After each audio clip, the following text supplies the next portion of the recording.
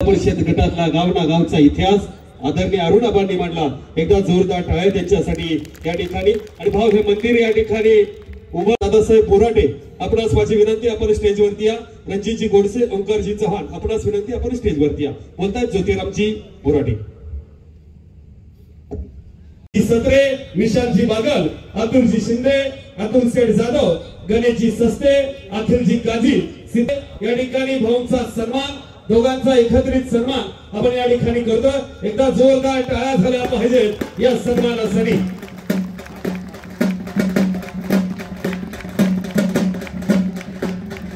यानंतर हा आपला दुसरा सन्मान आम्ही या ठिकाणी करतो। आपल्याला गणेशाची मूर्ती देऊन सन्मान झाला। यानंतर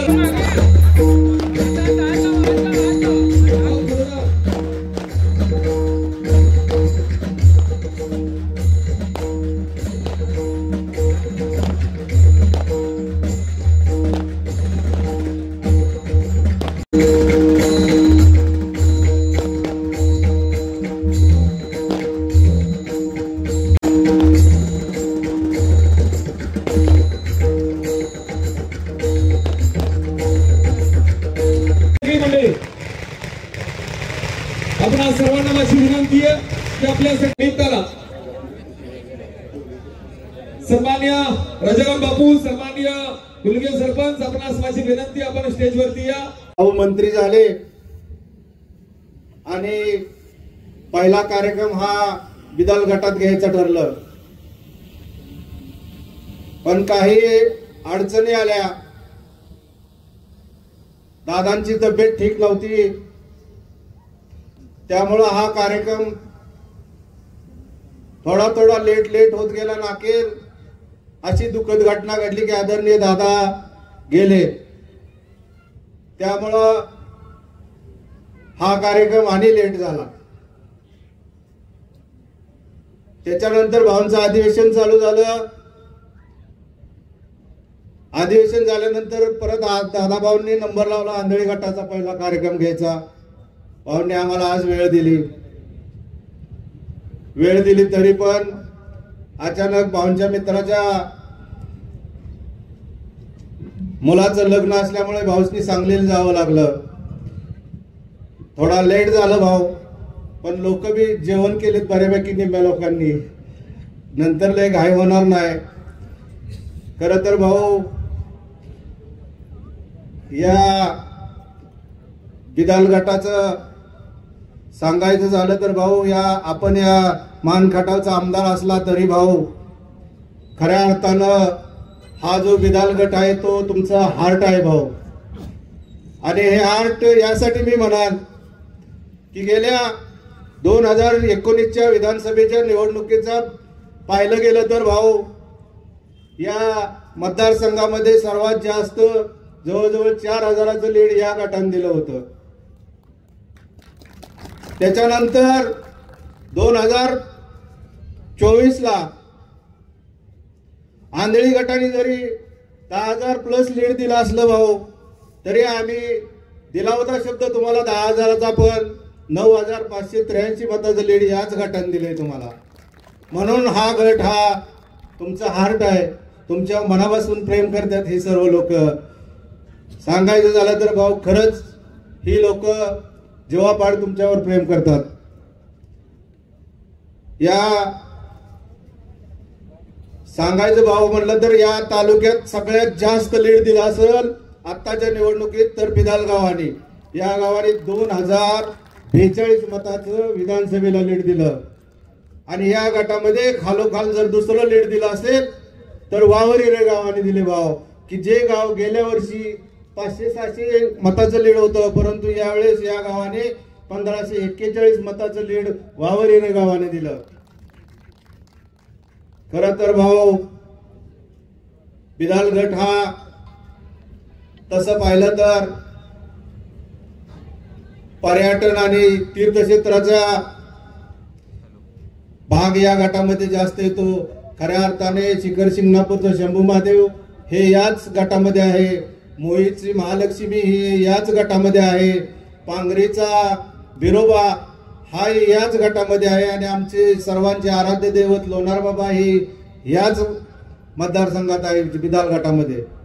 भाऊ सांगायचं तुम्हाला कारण एवढंच की हे चारही देवस्थान आहेत, त्यामध्ये भाऊ शिंगणापूर हे ब वर्ग देवस्थान आहे, परंतु शिंगणापूर लोकांची मागणी अशी आहे भाऊ की हे देवस्थान अ वर्ग व्हावं अशी मागणी आपल्याकडं मी या निमित्तानं करत आहे।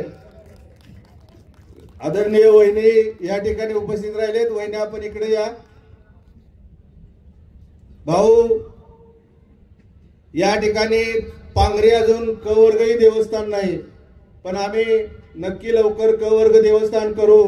पण आमच्या आज या कार्यक्रमाच्या निमित्तानं आपल्याला विनंती आहे की मोही क वर्ग आहे आणि लोणार बाबा क वर्ग आहे, तर याचा 8 दिवसात आम्ही प्रस्ताव देतो आणि आम्हाला या ठिकाणी तुम्ही भरघोस असा निधी जाहीर करावा।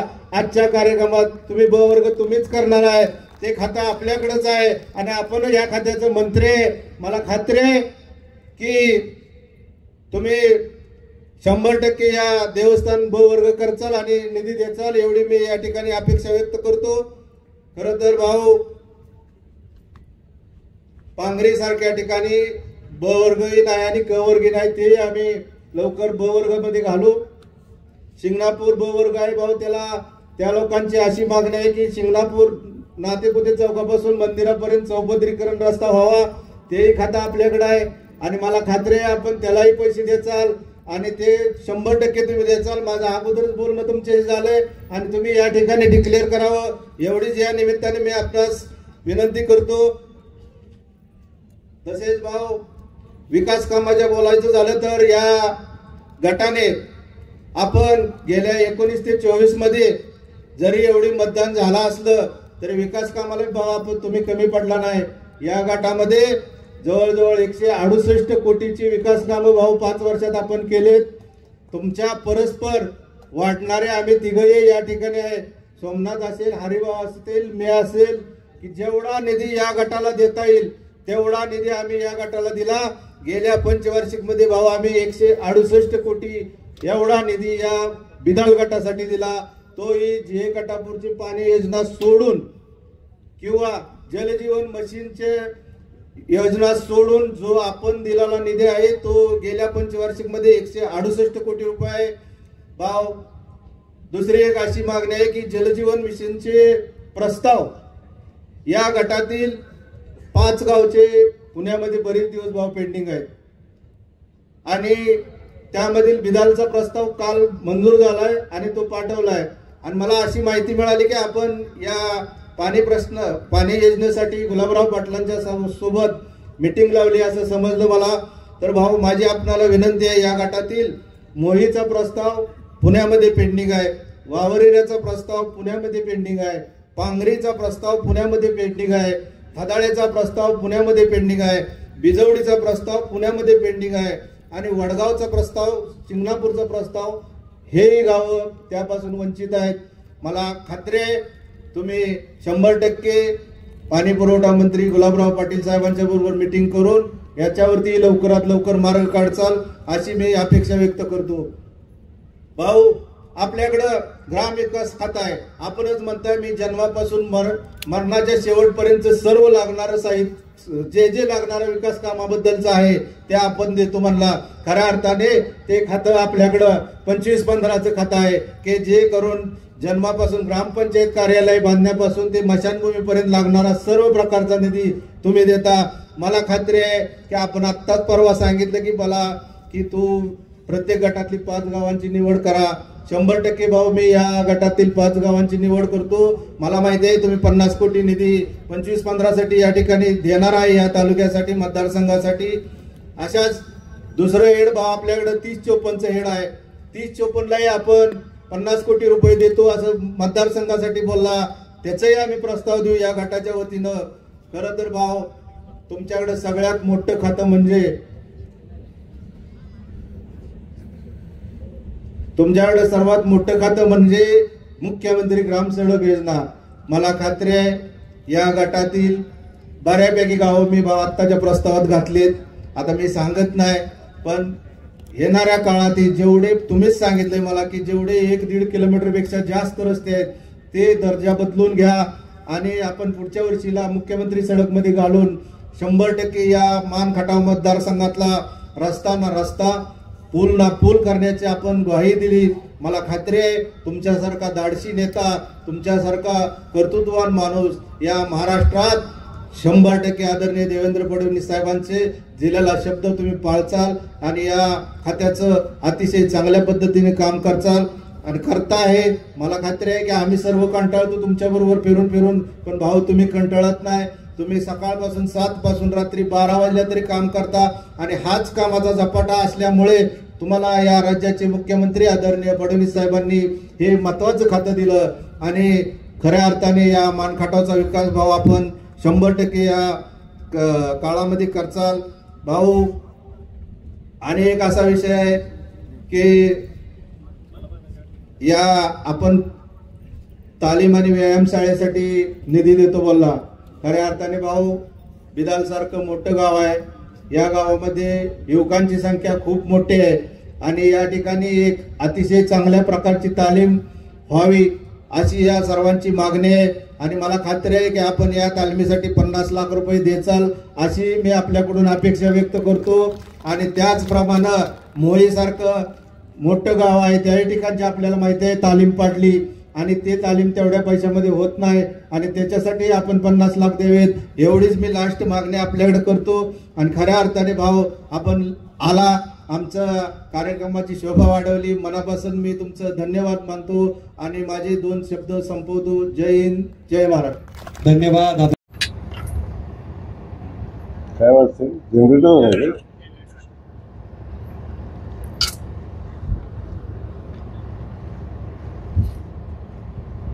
लोणार बाबांच्या पदस्पर्शाने पावन झालेल्या या भूमीमध्ये होत असलेला हा ऐतिहासिक असा कार्यक्रम ऐतिहासिक एवढ्यासाठी म्हणेन की आता 10 वाजलेले आहेत, पण 10 वाजलेले असताना सुद्धा एकही माणूस या कार्यक्रमातून आणला नाही. खुर्च्या भरलेल्या आहेत पण लोणार बाबाच्या डोंगरावर जिकडं बसता येईल तिकडं माणसं बसलेली आहेत. त्याला असा अनोखा कार्यक्रम आहे की वर बसून कुस्त्या बघतात मला माहिती आहे, पण आता कार्यक्रम पण आता वर बसून बघायची सवय आपल्या नेत्यांना कार्यकर्त्यांना लागली. असे सगळेच या भूमीत उपस्थित असणारे जे माझ्यावर भारतीय जनता पक्षावर मनापासून प्रेम करतात आणि ज्या लोकांनी मला घडवलं वाढवलं मोठं केलं, आज ग्रामविकास खात्याचा मंत्री म्हणून तुम्ही माझा सत्कार करताय, पण मी अगदी नम्रपणे सांगेन अवश्य मी ग्रामविकास खात्याचा मंत्री झालो असेल, पण हे सगळं आपल्या सगळ्यांच्या आशीर्वादानं आपल्या सगळ्यांच्या प्रयत्नातनं घडलं. मान गटाच्या मातीनं खास करून या बिदाल गटानं जे आशीर्वाद माझ्या पाठीशी पहिल्या दिवसापासून उभे केले, जी ताकद माझ्या पाठीशी पहिल्या दिवसापासून उभी केली, कदाचित ती ताकद माझ्या पाठीशी उभी राहिली नसती तर हा जयकुमार घडलाच नसता. एकदा नव्हे, दोनदा नव्हे, तीनदा नव्हे, 4दा तुम्ही मला आपल्या सगळ्यांचा लोकप्रतिनिधी म्हणून आमदार म्हणून निवडून दिलं आणि प्रत्येक वेळी या बिदाल गटानं खास करून माझ्या अधिकचं प्रेम केलं. आजपर्यंतचा इतिहास बघितला, प्रत्येक निवडणुकीमध्ये सगळ्यात महत्वाची जबाबदारी कुणी पार पाडली असेल तर ते आमच्या बिदाल जिल्हा परिषद गटाने पार पाडली.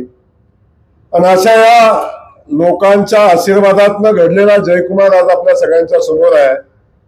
आज ग्रामविकास खात्याचा मंत्री म्हणून काम करत असताना मी नम्रपणे सांगेन की हे सगळं माझ्या मान गटावच्या मातीतल्या माझ्या जनतेने दिलेल्या आशीर्वादामुळे घडलंय, अन्यथा हे कधी घडलं नसतं. ही ताकद तुम्ही माझ्या पाठीशी उभी केली, एकदा नाही 4दा उभी केली, म्हणून आज राज्याची सेवा करण्याची मला संधी मिळते. लोणार बाबांचे आशीर्वाद माझ्या पाठीशी कायम राहिले, सतोबा बिरोबाचे आशीर्वाद माझ्या पाठीशी कायम राहिले, शिंगणापूरच्या शंभू महादेवाचे आशीर्वाद माझ्या पाठीशी कायम उभे राहिले आणि आपण सगळेजण बघता या आशीर्वादातनं आज राज्याचा विकासाचा गाडा पुढे जातोय. आज रात्रीचे 10 वाजले असताना आपण सगळेजण एवढ्या मोठ्या संख्येने उपस्थित आहे. खास करून माझ्या सगळ्या लाडक्या बहिणी या ठिकाणी उपस्थित आहेत आणि त्यांनी स्वागत माझं ज्या पद्धतीनं केलं ते कर्ज माझ्यावर आहे आणि मी कधी आपल्या कर्जातनं उतराय व्हायचं मला नाही, कायम आपल्या ऋणात राहायचंय हे या ठिकाणी मी नम्रपणे सांगेन. हे सगळे माझे भाऊ या ठिकाणी उपस्थित आहेत. अनेक ज्येष्ठ मला आशीर्वाद देणारे आमचे ज्येष्ठ कार्यकर्ते या ठिकाणी उपस्थित आहेत. या सगळ्यांचं मी मनापासून या ठिकाणी स्वागत करेन आणि आपल्याला धन्यवाद देत असताना आज स्टेजवर बिदानातले सगळेच नेते मंडळी उपस्थित आहेत. माझ्यासोबत आलेले आदरणीय डॉक्टर या ठिकाणी उपस्थित आहे. वास्तविक पाहता डॉक्टरांचं भाषण या ठिकाणी होणं अपेक्षित होतं कारण ते तर आपल्याकडे पाहुणे आहेत, परंतु आता रात्रीच्या 10 वाजल्या डॉक्टरांनी सांगितलं भाऊ तुम्हीच बोला. आदरणीय डॉक्टरांचं मी मनापासून या ठिकाणी स्वागत करतो. आपल्या जिल्ह्याचे भारतीय जनता पक्षाचे अध्यक्ष सन्माननीय धैर्यशील दादा कदम यांचंही मी मनापासून या ठिकाणी स्वागत करतो. सन्माननीय अंकुशभाऊ या स्टेजवर उपस्थित आहेत. सन्माननीय अरुणाबा असतील, सन्माननीय शिवाभाऊ असतील, अर्जुन तात्या असतील, हरिभाऊ असतील, सिद्धार्थजी गुलगे असतील आणि ज्या माझ्या वाटचालीमध्ये ज्या कुटुंबाचं खूप मोठं योगदान आहे. बिदाल गावाचं तर आहेच आहे, ते कधी माझ्या आयुष्यात मला भेटणार नाही, पण भोसले कुटुंबाचं खूप मोठं माझ्या यशामध्ये योगदान आहे. आमचे प्रतापप्पा असतील, सन्मानित सोमनाथजी असतील, हे दोघं पण असतील. त्याच्यासोबत इकडं संदीप दादा या ठिकाणी आहेत, बोराटे साहेब आहेत, आमचे शिंदे साहेब आमचे पक्षाचे निरीक्षक म्हणून या ठिकाणी आलेत आणि त्यांचा विश्वास नव्हता बहुतेक आम्ही पत्र व्यवस्थित देऊ म्हणून दोघं जण इथं निरीक्षक म्हणून बसलेत. सन्माननीय शिंदे साहेब, जयकुमारजी शिंदे, दोन्ही शिंदे आहेत या ठिकाणी उपस्थित आहेत. तिन्ही तालुका अध्यक्षांच्या निवडीचं पत्र प्रदेश कार्यालयातनं घेऊन या ठिकाणी आलेत आणि जिल्हा अध्यक्ष स्वतः पत्र घेऊन इथं पोहोचले. तुमचं मनापासून या ठिकाणी स्वागत करतो. आज या ठिकाणी रेश्माताईंचं एकदा जोरदार टाळ्या वाजवून स्वागत करा. या गावाशी सोयरीक असणाऱ्या आमच्या ताई वडूज नगरीच्या नगराध्यक्ष म्हणून आता काम करतायत. माझा दुसरा एक सहकारी सोमनाथ जाधव आज वडूजचा उपनगराध्यक्ष म्हणून काम करतोय. त्यासोबत अनेक नेते मंडळी मागा आहेत डॉक्टरांच्या पासून, खास करून आमचे संजय गांधी. आता गांधींच्या बाबतीत फार काही बोलावं असं नाही, आपण सगळेजण जाणता की जयकुमार गोरेचा कार्यक्रम आहे तिथं गांधी नाही असं कधी घडत नाही. त्यामुळं प्रत्येक ठिकाणी सगळीच माणसं ताकदीने उभी राहतात. सन्माननीय बाळासाहेब जे असतील, आता डॉक्टर वहिनी मी वेगळं नसल्यामुळे कुणाचं नाव घ्यायचं, तुम्ही आमच्यात फूट पाडण्याचा प्रयत्न करताय. या ठिकाणी सन्माननीय दादासाहेब काळे या ठिकाणी उपस्थित आहेत. मामूशेठ असतील, बाबासाहेब उलगे ज्यांनी झे कटापूरची योजना मला सगळ्यात पहिल्यांदा कोणी समजावली असेल तर आमच्या बाबासाहेबांनी मला समजावली. ते बाबासाहेब या ठिकाणी उपस्थित आहेत. उघड्या डोळ्याने आज बाबासाहेब झे कटापूरच्या योजनेत आलं पाणी आपण बाबासाहेब बघताय, कारण कधी कुणाच्या स्वप्नात नव्हतं ते आज घडताना आपण बघताय. किसनजी सत्रे आहेत, आमचे बोराटे बापू, शिंगणापूरचे नेते या ठिकाणी उपस्थित आहेत. आता मागे बसलेल्या चिन्मय पासून, विशाल पासून, रवी पासून सगळ्यांची नावं घेणं अपेक्षित आहे. सगळ्यांची मी क्षमा मागेल, आता खूप वेळ झालाय, पण नवनाथ पासून सगळेच मंडळी, विजू, आपण सगळेजण या ठिकाणी आहे. या सगळ्यांचं मी मनापासून या ठिकाणी स्वागत करेन. खास करून लोणार बाबा देवस्थानचं ट्रस्ट आणि ट्रस्टच्या सोबत सगळेच मंडळी जी या देवस्थानच्या विकासासाठी मनापासूनचे प्रयत्न करते, ते सगळेच देवस्थानवर प्रेम करणारे, सगळे देवस्थानचे सेवा करणारे आमचे सगळे सहकारी, खास करून या ठिकाणी उपस्थित असणारे आमचे पत्रकार बंधू, समोर बसल्याचं मी पहिलंच स्वागत केलंय. या सगळ्यांचं मी स्वागत करतो.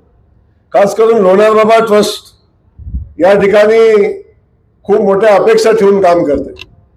या परिसराचा एवढा उत्कृष्ट विकास होतोय याला कारण आहे लोणार बाबावर प्रेम करणारा, या ट्रस्ट आणि ट्रस्टच्या सोबत काम करणारे आपण सगळेजण आहे. यांचा प्रचंड फॉलोअप, यांचा प्रचंड या देवस्थानवर असणारं प्रेम, म्हणून या देवस्थानचा विकास होताना आपण बघतोय. आपल्याला सगळ्यांना देवस्थान आठवत असेल 10 वर्षापूर्वीच, तर आपल्याला सगळंच परिसर आपण बदललेला परिसर आपण बघताय.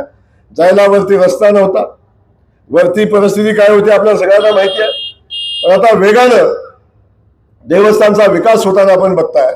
आणि जे जे उद्दिष्ट आपण देवस्थानच्या विकासाचं ठेवलं ते उद्दिष्ट आपण पूर्णत्वाला आपण नेतोय. पहिल्या टप्प्यातलं काम झालंय. आज आमचे बोराटे इंजिनियर एवढ्या सहज बोलत होते जणू काय आबाळाला झाडाला आंबे लागले तर तुडून इथं आणून द्यायचे. एवढा मोठा विकासाचा आराखडा बनवलाय आणि आराखडा बनवल्यावर हे झालंच पाहिजे ते झालंच पाहिजे म्हणून सांगताय. आणि सगळ्यात शेवटी स्विमिंग टँक सांगताय. आपण इंजिनियर आहात, स्विमिंग टँकच्या मेंटेनन्सला काय लागतं एकदा माहिती घ्या, म्हणजे टँक इथं होईल का नाही याची आपण चर्चा करू. परंतु या सगळ्या गोष्टीचा विचार करत असताना किमान अपेक्षा एवढ्या मोठ्या आहेत, विकासाची स्वप्न एवढी मोठी आहेत, याला कारण जयकुमार गोरे लक्षात असू द्या. पण कधी न घडणार, कधी विश्वास न ठेवणाऱ्या गोष्टी घडताना बघतायत तेव्हा साध्या साध्या माणसालाही स्वप्न पडते माझ्या घरात स्विमिंग टँक असला पाहिजे. तेव्हा इथं तर देवस्थानात सार्वजनिक ठिकाणी आपण मागताय, पण काळजी करू नका, लोणार बाबांची इच्छा असली तर ते पण घडेल, अजिबात अडचण येणार नाही. पण या देवस्थानच्या विकासाच्या संदर्भात आपण भूमिका घेत असताना आज देवस्थानला आपण क वर्ग तीर्थक्षेत्राचा दर्जा आपण दिलेला आहे आणि त्यातून ही विकासाची कामं होत आहेत. तसं क वर्गासाठी खूप पैशाची तरतूद होत नाही. समोरचा मंडप आहे तो क वर्गातनं नाही आहे. छोटी मोठी कामं क वर्गातनं करता येतात आणि त्याचा कोटा आता संपलेला आहे आणि ते डीपीडीसीतनं होत असतं. परंतु आता एवढं मोठं कार्यालय उभं राहिलंय, या ठिकाणी अनेक वेळा लग्न होतात, छोटे मोठे समारंभ होतात आणि आता एवढं मोठं भव्य दिव्य असं कार्यालय इथे उभं राहिलंय. मला वाटतं या भागातली सगळीच आता सत्कार्य चांगली कार्य आता या ठिकाणी होतील अशा पद्धतीची परिस्थिती आपण निर्माण केलेली आहे. रस्ता होतोय, विकासाची स्वप्न आपण बघताय. आमच्या अरुणाबानी सांगितलं, जे जे मी प्लॅन केलं त्यांनी आधीच सांगून टाकलं. काल बैठकीत जे जे मी सांगितलं ते त्यांनी सगळं सांगून टाकलं. आणि आज या ठिकाणी लोणार बाबांच्या साक्षीनं मी सांगतो, ज्या लोणार बाबांच्या आशीर्वादानं मी राज्याचा ग्रामविकास खात्याचा मंत्री झालो, आता या देवस्थानला ब वर्गात देण्याचा अधिकार लोणार बाबाच्या आपल्या सगळ्यांच्या आशीर्वादाने आता माझ्याकडे आहे. मी आजच जाहीर करतो, येणाऱ्या 1 ते 1.5 महिन्यामध्ये या लोणार बाबा देवस्थानला ब वर्ग तीर्थक्षेत्राचा दर्जा आपण देऊ. आणि जेव्हा तो दर्जा आपण देऊ तेव्हा तिथून पुढच्या 2 वर्षामध्ये या देवस्थानासाठी 5 कोटी रुपयाचा निधी आपण देऊ आणि त्यातला पहिला निधी 3 कोटी रुपयाचा याच वर्षी आपण देऊ. या देवस्थानच्या विकासाचं काम आपण हातात घेऊ हे या निमित्ताने सांगेन. तात्या बारकाईने बघतात माझ्याकडे, भाऊ परवा दिवशी आंधळीत आले, महालक्ष्मीच्या देवस्थानला ब वर्गाचा दर्जा देतो म्हटले आणि तिथे 5 कोटीची घोषणा करून गेले. पण तात्या काळजी करू नका, तुमचा अजून क वर्गात सुद्धा नाही, पण येणाऱ्या डीपीडीसी मध्ये क वर्गात घेईल आणि तिथनं पुढे 1 महिन्यात ब वर्गात घेईल आणि महालक्ष्मी मंदिराला सुद्धा 5 कोटी रुपये देईल, चिंता करू नका. पण हे सगळं उभं राहिलं, ही सगळी ताकद कुणाची आहे? ते माझ्या मानखटावच्या मातीची आहे, या माझ्या मायमाऊलींची आहे. आणि ही ताकद या लोकांच्या सेवेसाठी वापरणं हे माझं कर्तव्य आहे आणि त्या कर्तव्याच्या भावनेतनं आपण या सगळ्या गोष्टी करतोय. हे सगळं करत असताना माझा आमचा डॉक्टर बसलाय, त्याचं म्हणणं लगेच आमच्या बिरोबाचं काय, आमच्या बिरोबाच्या देवस्थानचं काम आपण चालू केलंय. जवळजवळ 70-80 लाख, किती 60 लाख रुपयाचं आम्ही बिरोबाच्या देवस्थानचा सभा मंडपाचं काम, मंदिराचं काम चालू आहे. आणि ते करत असताना आमच्या देवस्थानचं काय, मी या ठिकाणाहून सांगतो, सतोबा देवस्थानसाठी 5 कोटी रुपये, आमच्या बिरोबा देवस्थानसाठी 5 कोटी रुपये, हे सगळे पैसे येणार, चिंता करायचं काम नाही. या सगळ्या देवस्थानला जो दर्जा द्यायला लागेल तो दर्जा आपण देऊ आणि त्या प्रत्येक देवस्थानला 5 कोटी रुपये देण्याची भूमिका आपण घेऊ. कदाचित याच्यापेक्षा अधिकचे पैसे आपल्याला लागतील, काही ठिकाणी याच्यापेक्षा अधिकचे काम करायला लागेल. काळजी करू नका, ही सगळी ताकद परमेश्वर कृपेने आता आपल्यामध्ये आलेली आहे, त्यामुळे चिंतेचं काम राहिलं नाही. या ठिकाणी आज आपण सगळ्यांनी माझा सत्कार केला. वास्तविक माझा सत्कार घ्यावा न घ्यावा या हिशोबाने अनेक दिवस मी विचार केला, पण एवढा मोठा आनंद माझ्या मानखटावच्या जनतेला झाला तेवढाच आनंद आमच्या दादांनाही झाला होता. म्हणून मी सगळ्या गोष्टीचा विचार केला आणि सांगितलं की त्या आनंदावर, ज्या मायमाऊलीने एवढा आनंद झालाय या मातीला एवढा आनंद झालाय, त्या आनंदाला थांबवायचं नाही. आता सत्कार घेण्याचा निर्णय मी घेतला ना, आपण या ठिकाणी सत्काराचा कार्यक्रम घेतला. मला वाटतं गावकऱ्यांनी सत्कार घेतला, माझ्या सहकार्यांनी सत्कार घेतला. बिलालनं तर चांदी करायचं ठरवलंय. जे गटापूरचा पाणी आलं, चांदीचा फेटा घातला. इथं आलो, चांदीचा गणपती दिला. इथं आलो, चांदीची तलवार दिली. तो माझ्या कानात कुणीतरी सांगितलं लोणार बाबाची चांदीची मूर्ती बनवायचं काम चालू आहे. आता एवढी चांदी माझी कशासाठी करता मला माहिती नाही, परंतु हे सगळं करत असताना मला याचा मनापासून आनंद आहे. ह्या चांदीसाठी लागणारे सगळे पैसे, शेतातनं पिकवण्यासाठी लागणारं पाणी जे गटापूरचं आहे ते पाणी या मातीमध्ये आणण्याचं काम आता झालेलं आहे. त्यामुळे आता फार काय ताण पडणार नाही. तर मला आपल्याला या ठिकाणी मनापासून सांगायचंय की आपल्या सगळ्यांच्या प्रेमातनं, आपल्या सगळ्यांच्या आशीर्वादानं गेल्या 18 वर्षाचा आपला प्रवास आहे. 2006 साली आपण राजकारणाला सुरुवात केली आणि जेव्हा ती सुरुवात झाली तेव्हा अनेकांनी आपल्याकडं वेगळ्या नजरेने बघितलं. प्रत्येकाला वाटत होतं की असे अनेक नेते आले, निवडणुकीला उभे राहिले आणि निवडणूक झाल्यावर पराभव झाला आणि पराभव झाल्यावर निघून गेले, याच्यापेक्षा वेगळं काही घडणार नाही, अशा पद्धतीच्या अनेकांच्या भावना शिवभाव होत्या. पण या सगळ्या भावना कशाही असल्या तर इथं येताना आम्ही दृढ निश्चय करून इथं आलो होतो की माझ्या मानखटावच्या मातीतनं कॅनॉलचं पाणी वाहताना मला बघायचं आहे. माझ्या मानखटावच्या मातीमध्ये ऊसाची शेती पिकलेली मला बघायचं आहे. माझ्या मानखटावच्या मातीमध्ये कारखान्याचं धुरानं पेटलेलं मला बघायचं आहे. आणि हा संकल्प घेऊन आपण या मातीमध्ये काम चालू केलं. आता माझ्या मातीतनं कॅनॉलचं पाणी वाहतंय. आता माझ्या मातीमध्ये ऊसाची शेती झाली. आता माझ्या या मानखटावच्या मातीमध्ये कारखान्याची धुराडी पेटली आणि अजून पेटतायत. हा संकल्प ठेवला आणि तो पूर्णत्वाला नेला. अजून पूर्णत्वाला जाताना आपण सगळेजण बघतोय. तर एक उद्दिष्ट ठेवून आपण काम केलं. आज आपण मगाशी बोलताना अरुणाबाईंनी सांगितलं सोमनाथनं पाण्याच्या विषयावर भाषण केलं, तसं सोमनाथला मोठं भाषण करायचं होतं. सोमनाथ म्हणला मी कसोटीचा प्लेअर आहे, मला T20 मध्ये खेळायला लावले. पण सोमनाथ कधी कधी कसोटीत सुद्धा शेवटच्या बॉलवर षटकार मारून जिंकायला लागतं. तो जिंकायचं काम तुम्ही केलेलं आहे. पुढच्या कार्यक्रमात नक्की आपल्याला बोलता येईल. पण मी या ठिकाणी नम्रपणे सांगेन ही लढाई सोपी नव्हती आणि ही लढाई अजूनही सोपी नाही. मला माहिती आहे आत्ताच निवडणूक झाली आणि या निवडणुकीमध्ये मी शब्द दिलाय की 3.5 वर्षामध्ये माझ्या मानखटावमध्ये 2 गावं सोडली तर एकही गाव असं राहणार नाही की त्या गावामध्ये शेतीचं पाणी गेलं नाही. हा संकल्प आपण केलाय आणि याची जाणीव मला त्यातले 4 महिने आता निघालून 4.5 महिने यातले कमी झालेले आहेत. आता उरले फक्त आपल्याकडे 3 वर्ष आणि 1 महिना. आणि या 3 वर्ष 1 महिन्यामध्ये जो आमचा हा सगळा पट्टा आहे, बिदालच्या पलीकडचा जो पट्टा आहे, पांगरी पासूनचा जो पट्टा, मगाशी डॉक्टर कानात आले म्हणले आमचे पांगरीवाले इथे बसलेले आहेत आणि त्यांचं म्हणणं आहे पाईपलाईनला एक चेंबर काढला तर आमच्याकडे पाणी जाईल. तो चेंबर काढण्यासाठी माझ्याकडे परवाही ही मंडळी आली होती. पण मी काळजी करू नका डॉक्टर, तारीखच द्या. एवढं सोपं झालं नाही असणे काय सांगू आता तुम्हाला. ह्यो कधी असंच म्हणतोय हे स्विमिंग टँक द्या, ह्यो म्हणतोय असाच चेंबर काढा, ह्यो म्हणतोय असाच पाईपलाईन टाका, काय समजणं झालं काय झालं. एवढं सोपं झालंय. कदाचित मला पण कधी कधी भीती वाटते जर कदाचित आपल्या हातून काही घडलं नाही तर आपल्याबद्दलची लोकांची भावना वेगळी होईल.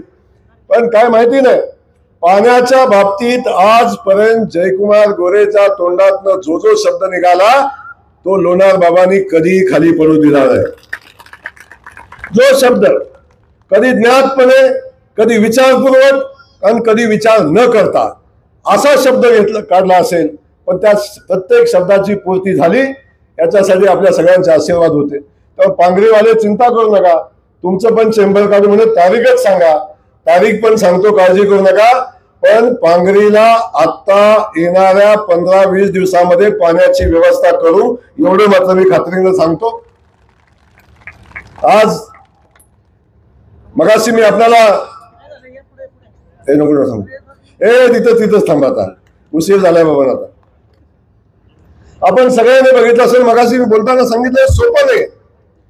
आज आपण बघितलं जे गटापूरचं पाणी आता आपल्याकडे येत आहे, पण ज्या कालखंडामध्ये आपल्याकडे पाणी येत आहे हा कालखंड आपला पाणी आणण्याचा नाही आहे. आपल्याकडे जे गटापूरचं पाणी येणार आहे हे ऑक्टोबर नोव्हेंबर डिसेंबरच्या आत येणार आहे. डिसेंबर नंतर आपल्याला जे गटापूरचं पाणी मिळत नाही. आता ठीक आहे, थोडीशी ताकद आहे, काय गोष्टी करता येतात म्हणून आपण ते करतो नाही. जे गटापूरचं पाणी आणतोय, पण जे गटापूरची योजना 4 महिन्याची आहे. या योजनेला आपल्याला 8 महिन्याची करायची आहे. 4 महिने पाऊस पडतो आपल्याकडं. 8 महिन्याची योजना बनवायला आता नवीन 16 धरणाचा आपल्याला निर्मिती करायची आहे आणि तेही लोणार बाबाच्या आशीर्वादाने त्याला तत्वता मान्यता मिळालेली आहे. 5.5 TMCचं धरण, ते 16चं नवं धरण आपण त्याचा प्लॅन आपण केला आहे आणि ते जर धरण आपल्याला पूर्णत्वाला गेलं, ते धरण कंप्लीट झालं, या 5 वर्षामध्ये ते धरण पूर्ण व्हावं अशा पद्धतीची भूमिका घेऊन मी काम करतोय. आतापर्यंत सरकार आल्यापासून किमान 5 बैठका त्या धरणासाठी आपण घेतल्यात. एका दुसऱ्या बैठकीला डॉक्टर साहेब आपण पण होता, माझं पलीकडे आमचे धैर्यशील दादा होते. ते धरण झालं आणि एकदा का त्यातलं 2.5 TMC पाणी आपल्याला मिळालं की पुन्हा आपल्याला पाण्याची अडचण भासणार नाही. अशा पद्धतीचं प्लॅन आपल्याला करायचंय, पण ते सोपं नाही आहे. पण चला आपण हे पुढे घेऊन चाललोय.